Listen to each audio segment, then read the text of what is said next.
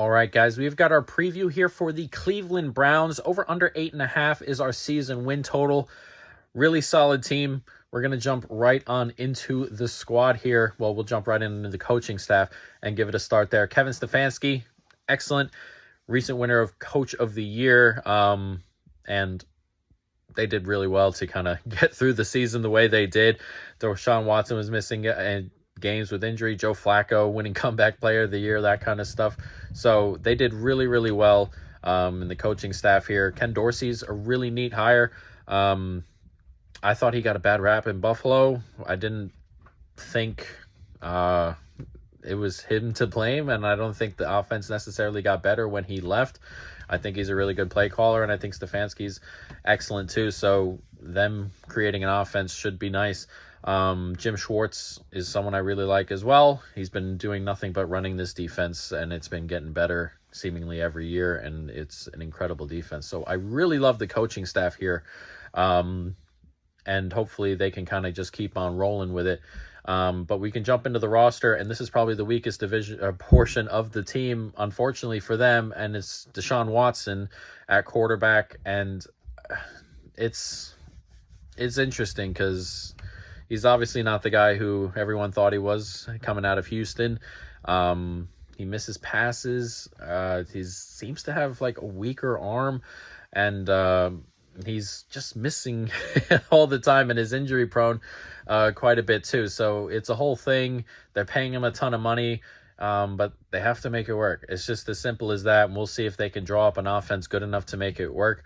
And the big problem will be the quarterback. So this is the weakest unit on the team, top to bottom. The team is really, really good. It's the quarterback that's the issue, and whether they move on midway through the season or get the backup playing or whatever it may be, we'll see.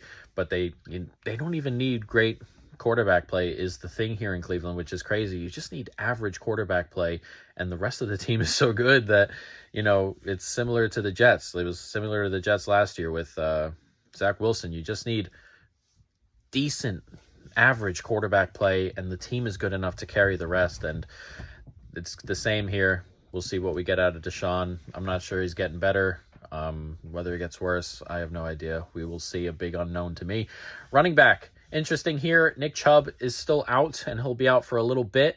But when he comes back, if he comes back fit and healthy, gruesome injury, but if he comes back healthy and running just like he was before the injury, he's obviously a top-end back. So we'll see what it's like when he comes back. Jerome Ford, Deontay Foreman, Pierre Strong, they're going to carry the load while he's gone. Not in love with some of these names. Jerome Ford, to me, is not really a great runner. Foreman's okay. So it'll probably be a committee who's riding well, who's running the hot hand kind of stuff until until Nick Chubb comes back. Wide receiver room is solid. I like Amari Cooper. I think he's weirdly underrated. Jerry Jeudy comes in. Weird career over there in Denver. He's got the talent. We'll see if he can, get his mind right, maybe, is the way to go about it. And he won't be the one here. So he'll be getting 2s and 3s at corner. So I think he can have a bounce back kind of career here over in Cleveland. Elijah Moore, solid at slot. Nothing crazy. He hasn't turned into the player I thought he was going to be coming out, but solid player, and still has age on his side and could definitely get better. Cedric Tillman's okay. David Bell, okay, not too bad. And this is solid wide receiver room, but you'd like Amari Cooper and Jerry Jeudy to stay healthy all year long. Tight end, really like the tight end here, David Njoku. I think he's going to get a lot of work this season. I mean, they love him up the seam there, and he seems to get open all the time in the middle. Jordan Akins behind him is okay. So really like the tight end room. Really think Njoku gets plenty of work going forward. And it's just another pass catcher that you add on to the team that's really solid. Offensive line, this is a top 5 unit when everyone's healthy. We'll see as we go forward. And even the backup, Dwan Jones, he's not the starter, but he had a great rookie year, filling in for injured guys. They were really injured a decent amount of last year, and he had a great year. So even he can step in at any point at any of the tackle spots, and there won't be a step down, which is very, very nice. Jedrick Wills is really good. He may not start the season. We'll see. Didn't practice yesterday or the day before, and the season starts, at the end of the week. So we'll see if he plays at left tackle. Joel Bitonio is really, really good. Pocic at center is solid. Wyatt Teller is good. Jack Conklin's really good. It's a really, really good offensive line, as we said, a top 5 unit in the league.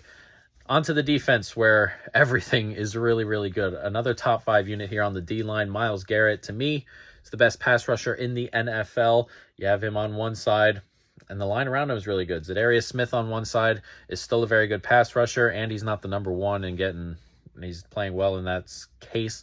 Okoronkwo is really solid, and he's a backup here. He's just a depth piece. You kind of move in and out in pass rushing situations and stuff like that, and he's really good. So a really good depth piece on the exterior too.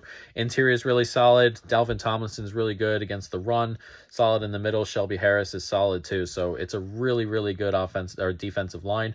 Linebacker room, Owusu Koromora, really nice, really good player. Just got paid as well. He's been excellent since the day he got drafted. He kind of took a little bit to kind of get into it, and then he's just flourished since. Jordan Hicks coming off his best year in a while, probably since 2017, 2018. So we'll see if he can keep that play up, but if he can, it's a really good linebacker room, probably top 10.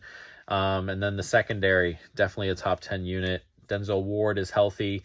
It's a really nice corner room. Greg Newsome is excellent as well.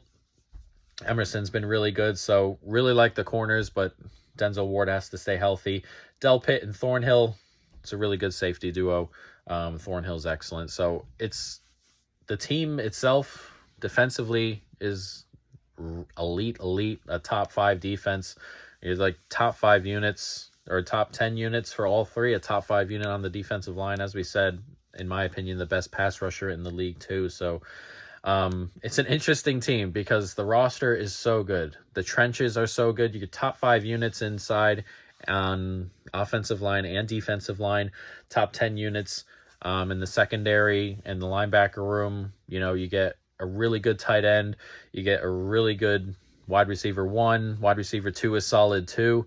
When Nick Chubb's healthy, you have one of the best running backs in the league, and the coaching staff's really good. And it's annoying because it all comes down to Deshaun and the quarterback play. And as we said, you don't need really good quarterback play for this team to win 9, 10, 11 games. You just need average quarterback play, and the rest will do itself. And whether we get that, I'm not so sure. So let's jump into the schedule. Interesting start to the season. I think all these games are winnable here. Dallas at Jacksonville, the Giants at home, at Las Vegas, at Washington is a start where they'll be thinking 4-1, 5-0. I think they can win all those games. And then you go to Philly. This is where it gets difficult. To Philly. This is the third road game in a row, which is really gross. That at Philly feels like a scheduled loss, unfortunately. Then you got Cincy at home, Baltimore at home, Chargers at home. So you get 3 home games in a row after 3 road games in a row, and you're hoping to split maybe the division and take that Chargers game. So there's a world here. You go 4-1 to start. You lose at Philly. You beat the Chargers. You split with one of your division opponents there. And we're looking at 6 wins before the bye, which would put them in a great spot. And then after the bye, at New Orleans, home to Pittsburgh, at Denver, at Pittsburgh. So 3 road games and 4 again. The travel is a bit weird on this schedule, but 3 road games and 4 again. And but all winnable games. New Orleans, Steelers twice, Denver. You think they're all winnable. They split with Pitt probably. You can beat New Orleans or Denver, maybe both. I mean, another 2 or 3 wins there. We're looking at 8 or 9, hopefully. And then you got Kansas City at home, at Cincinnati, home to Miami, at Baltimore, which is a really gross way to end the season. But I think this team's good enough to hang in those games, not necessarily win those games or all 4 or anything like that. I mean, it's a really difficult stretch, but the defense should keep them in most of these games if they're healthy and playing well. So I don't hate the schedule. There's some really gross kind of quirks in there, but there are plenty of winnable games, especially early on when everybody should be hopefully raring to go into the new season. So a solid team, and we got 1 play, and it's a team total, and it's the season win total. It's the over. Browns over 8.5 at -135, a 75-cent bet. I'm just looking for average quarterback play out of Deshaun Watson. Whether we get it or not will determine if this goes over or under, I feel like, because the defense is so good. The offensive line is so good. Obviously, health is a big thing when you're talking about these things. You got to stay healthy, but really love the team. The roster is so good, and it's just Deshaun Watson, man. But these are, I mean, we were talking about the schedule. There are winnable games. These first 5 are all winnable. You're looking to split in your division. It's a really tough division, but if you can split 3-3, that puts you in a good place. You're looking for another 6 wins between Dallas, Jacksonville, Giants, Raiders, Washington, Chargers at home, New Orleans, Denver, Kansas City, Miami. I mean, you can find another 6 wins in there for sure, in my opinion. And hopefully they can go ahead and do that. So over 8.5 wins at -135, a 75-cent bet. And that is our preview for the Cleveland Browns.